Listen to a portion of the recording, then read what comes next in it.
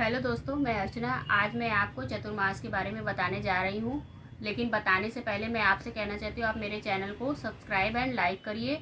और आपको कुछ भी पूछना हो या जो मैं बताने जा रही हूँ इससे रिलेटेड कोई जानकारी चाहिए हो तो आप कमेंट बॉक्स में कमेंट लिख के मुझसे पूछ सकते हैं। चलिए शुरू करते हैं। आज मैं आपको बताऊँगी चतुर्मास होते क्या हैं और ये कब से लगते हैं और इनमें क्या करना चाहिए और क्या नहीं करना चाहिए। तो ये जो चतुर्मास होते हैं ये हर वर्ष चतुर्मास आषाढ़ मास के शुक्ल पक्ष की एकादशी से शुरू होते हैं। जैसे आषाढ़ मास अब ये चल रहा है, इसमें जो एकादशी आएगी उसको देव शयनी एकादशी कहते हैं। उसी एकादशी के दिन से ये शुरू होके कार्तिक मास के शुक्ल पक्ष की एकादशी तक रहते हैं। वो एकादशी होती है देव उठनी एकादशी। तो कहा जाता है आज से, मतलब जिस दिन से शुरू होता है ये आषाढ़ मास के शुक्ल पक्ष की एकादशी से देव सो जाते हैं, अर्थात विष्णुदेव सो जाते हैं, निद्रा में चले जाते हैं। और 4 मास बाद कार्तिक पक्ष की एकादशी को उठते हैं, देव उठनी एकादशी वाले दिन। इस बीच ये 4 मास का जो समय होता है प्रत्येक इंसान के लिए पूजा पाठ का, दान का और भगवान में ध्यान लगाने का समय होता है। तो उसको किस प्रकार से विभाजित किया गया है? पहला महीना जो होता है वो सावन का महीना होता है, वो भगवान शिव को समर्पित होता है। तो इस महीने में जैसे कि नाग पंचमी आती है, रक्षाबंधन आता है, सावन के सोमवार आते हैं, तो इनमें आप जो है भगवान की पूजा में अपना ध्यान लगाइए और प्रॉपर भगवान की पूजा करते रहिए। बहुत लोग जो हैं जो बहुत ही अच्छे से नियम कानून के साथ, जो अभी भी ऐसे पुराने लोग हैं जो पूरे नियम कानून के साथ ये चतुर्मास करते हैं, तो वो लोग कोई एक चीज़ अपनी त्याग देते हैं। जैसे कि कहा जाता है कि इन चतुर्मास के व्रत के दौरान जो लोग व्रत रखते हैं कि बिस्तर पर शयन नहीं करना चाहिए, तो वो ज़मीन पर शयन करते हैं, चटाई लगा लिया या कुछ लगा लिया, उस पर वो पूरे चतुर्मास के दौरान सोते हैं। या कोई अपनी कोई एक फेवरेट सब्जी छोड़ देता है या कुछ, मतलब कहने का मतलब है एक चीज़ को वो लोग त्यागते हैं हर महीने के हिसाब से। इसी तरह दूसरा जो महीना होता है वो भादों का होता है। इसमें भी बहुत सारे त्यौहार आते हैं, 30 त्यौहार, जैसे जन्माष्टमी हुई, गणेश उत्सव हुआ, ये सब मनाया जाता है। तो ये भी एक तरह से भगवान कृष्ण को समर्पित महीना है। इसमें भी सारे पूजा पाठ व्रत त्यौहार ही आते हैं। और जो तीसरा महीना है वो अश्विन माह का होता है।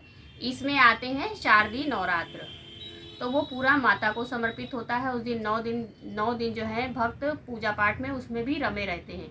कुल मिला के ये चतुर्मास ऐसे बनाए गए हैं कि ये 4 महीने व्रत त्योहारों की भरमार होती है और इंसान इनको पूजा पाठ करके अपने लिए सकारात्मक बनाता है, क्योंकि भगवान जो इस धरती का संचालन करते हैं इन 4 मास के लिए वो अपनी योग निद्रा में चले जाते हैं। तो निगेटिविटी बोलते हैं, जब भगवान सो रहे हैं तो ज़्यादा बढ़ती है, तो उसको मतलब ख़त्म करने के लिए और अपनी लाइफ को अच्छा चलाने के लिए ये चतुर्मास के समय इंसान को पूजा पाठ, दान, धर्म, अच्छी बातें करना, किसी की बुराई नहीं करना, ये सब चीज़ें करना चाहिए। इसी तरह इसमें आता है चौथा महीना कार्तिक का, जो सबसे पावन महीना माना जाता है। कार्तिक में बहुत से लोग बहुत कुछ करते हैं।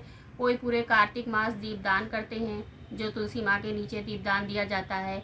कई लोग तो जगह जगहों पे दीपदान करते हैं, कोई पूरे माँ मंदिरों में दीपदान। इस माह में जैसे बहुत से त्यौहार आते हैं, इसमें सबसे बड़ा साल का जो हिंदुओं का पर्व होता है दीपावली, वो भी आता है, जिसको हम लोग पंच पर्व भी बोलते हैं। इसमें जैसे सबसे पहले हम लोग धनतेरस मनाते हैं, उसके बाद छोटी दीपावली मनाते हैं, इसके बाद दिवाली मनाते हैं, और उसके नेक्स्ट डे फिर आता है गोवर्धन पूजा, और उसके नेक्स्ट डे आता है भैया दूज। इस तरह मिला के 5 दिन का हमारा त्यौहार होता है। इसमें भी हम लोग पूजा पाठ करके भगवान को प्रसन्न करते हैं।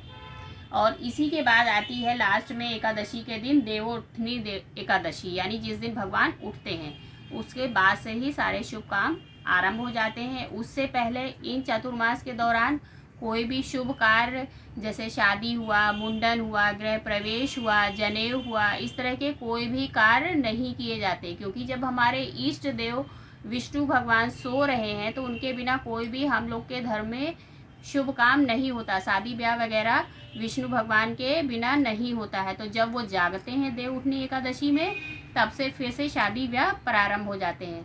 तो चलिए इसी में आपको हम आगे की डेट भी बता देते हैं कि ये आखिर होना कब है, ये कब किस डेट में स्टार्ट हो रहे हैं चतुर्मास और किस डेट में समाप्त होंगे। तो ये शुरुआत हो रही है इस साल 2021 में 20 जुलाई 2021 से। चातुर्मास लग रहे हैं 20 जुलाई 2021 से और 14 नवंबर 2021 तक ये चातुर्मास रहेंगे। इस दौरान आपको अपने आप को संयमित रखना है, पूजा पाठ करना है, दान धर्म में अपना मन लगाना है।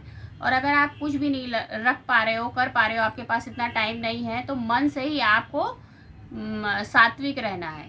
और थोड़े बहुत नियम अगर आप मान पा रहे हो तो मानो कि अगर आप लोग, जैसे हर कोई तो नहीं करता है, जो करता है तो वो इस समय नॉनवेज वगैरह त्याग दे इन 4 महीनों के दौरान।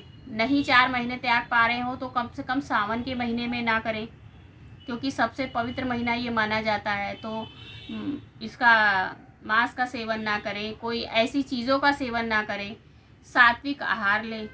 कोशिश करें कि पूरे 4 महीने के दौरान सात्विक आहार लें, अपने मन को संयमित रखें, पूजा पाठ में मन लगाएं, क्योंकि इस 4 मास में पृथ्वी का संचालन भगवान शिव करते हैं। और इसके पीछे भी एक बहुत अच्छी सी कथा है जो हम आपको थोड़ी सी बता देते हैं। कहते हैं कि राजा बलि ने जो है विष्णु जी की बहुत ही तगड़ी तपस्या करके उनको खुश किया। तो उन्होंने, विष्णु जी ने पूछा कि मांगो राजा बलि, तुम क्या मांगते हो? तो उन्होंने वरदान में मांग लिया कि आप मेरे साथ चल के मेरे पाताल लोक में निवास करिए। तो भगवान को अब तथास्तु बोलना पड़ा। जब उन्होंने बोला तथास्तु तो वो उनके साथ पाताल लोक में निवास करने चले गए विष्णु जी। अब वहाँ पर 4 मास जो है भगवान विष्णु ने निवास किया राजा बलि के यहाँ। तो महालक्ष्मी माँ को बड़ा वो हुआ कि मतलब कब भगवान बैकुंठ धाम को आएंगे और कब यहाँ से रह के पृथ्वी का संचालन करेंगे। ये तो राजा बलि के यहाँ रुक गए। तो फिर वो गई और अपनी युक्ति से उन्होंने एक वो करके उनको, राजा बलि को राखी बांधकर उनसे वापस लेकर आई भगवान विष्णु को बैकुंठ धाम। और वहाँ आने के बाद भगवान ने फिर से इस पृथ्वी का संचालन कार्य शुरू किया। इसी तरह से ये चातुर्मास आए, जैसा कि हम लोग के पुराणों में कहा गया है कई जगह। और तभी से इंसान जो है, और उस दौरान 4 माह के दौरान भगवान शिव पूरा कार्यभार पृथ्वी का देखते हैं। तो इसीलिए जो है भगवान शिव को प्रसन्न करने के लिए सावन मास, भगवान को पूजा पाठ करने के लिए दूसरा होता है भादो मास, कृष्ण जन्माष्टमी, और तीसरा होता है आश्विन मास, दीपावली। और दीपावली नहीं, सॉरी, आश्विन मास में आता है क्या बोलते हैं, दुर्गा पूजा, दशहरा। और कार्तिक मास में आती है दीपावली। तो इस तरह हम लोग 4 महीने जप तप व्रत दान और पूजा पाठ करते हुए अपने 4 महीने बिताते हैं और भगवान के जागने का इंतज़ार करते हैं। और भगवान जब फिर से जाग जाएंगे 14 नवंबर को, तो 19 नवंबर से फिर से विवाह कार्य आरंभ हो जाते हैं। तो इससे रिलेटेड आपको और कुछ भी पूछना हो और कुछ जानकारी चाहिए हो तो आप हमको कमेंट बॉक्स में लिख के बता सकते हैं। तो चलिए आज की हमारी वीडियो हम समाप्त करते हैं यहीं पर। Thank you.